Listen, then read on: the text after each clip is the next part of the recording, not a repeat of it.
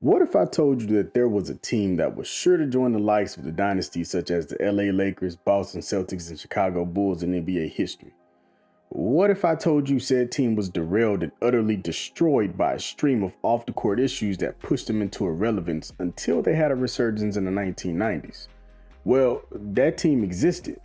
Let's take a deep dive into the greatest team that never was, the Houston Rockets of 1980s. I'm off ahead, so I guess I'm labeled a head hunter. Throw me on the verse and I promise you'll probably last longer. Moving through the masses, I'm crashing the main circuit. Too bad cause I had the plans to be modest, remain closer. In the 1980s, the NBA witnessed an increase in popularity that actually saved the league, thanks to two men primarily, Magic Johnson and Larry Bird. There were only 5 teams total that would make it to the finals during this decade, and in the Western Conference, only 2. We know how incredible the Los Angeles Lakers were, so that name is a given. The other team, the Houston Rockets, and they did it twice. In the 80-81 season, 2 all-time greats, Moses Malone and Calvin Murphy, led the Rockets to the finals, despite having a below 500 record. They lost to the Boston Celtics when they got there, but the next couple of years is what would set the stage for what could have been a dynasty. Now let's fast forward to 1983.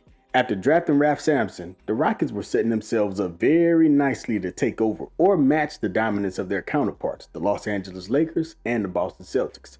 Ralph went on to win the Rookie of the Year that year. Then in 1984, the future legend Hakeem Olajuwon was drafted. The Twin Towers concept was developed by Houston, where they decided that they would pair a 7'4" versatile freak of nature with another all-around athletically gifted center to dominate the NBA. Funnily enough, the NBA lottery was created because people felt that Houston intentionally tanked to give themselves an unfair advantage. Hakeem was such an incredible player throughout his career that he is one of the few people that you could have picked ahead of Michael Jordan, who was drafted 1 pick behind him that same year, and not be shamed for it forever.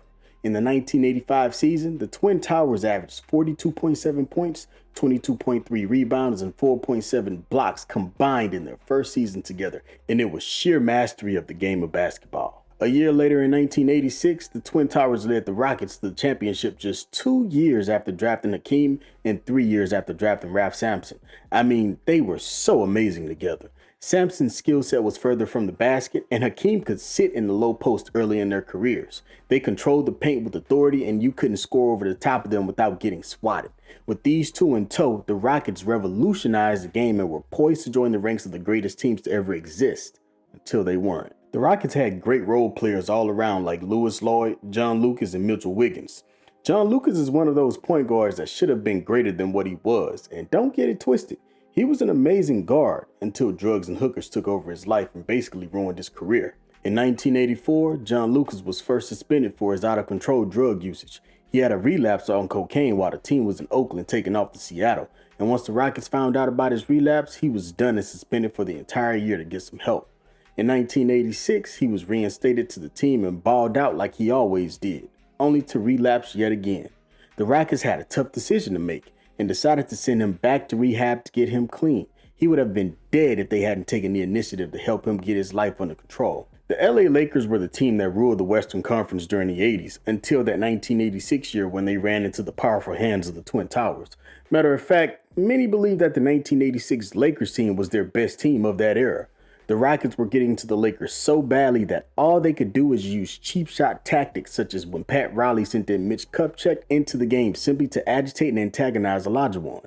So much so that Olajuwon had to put hands and feet on him, causing a big brawl and getting kicked out of the game. Houston ended up thumping Los Angeles 4-1 in the series, advancing to the finals. And just about every Laker player during that time is on record stating that the Rockets looked to be set up to dominate for the next decade. They then went on to play the vaunted Celtics in the finals. The loss of their star point guard who could balance the offense for the Rockets and the loss of their composure throughout the latter part of the series really got the best of the young Rockets, and they lost to the legendary Celtics team led by Larry Bird in 6 games. But everything was looking up for the Rockets. They had their 2 young up-and-coming superstars and had great role players behind them, so they were here to stay. Or so everyone around the league thought. The following year, 1987, the NBA began cracking down on the drug use that was widespread throughout the league to try and curb the issue from spreading even further.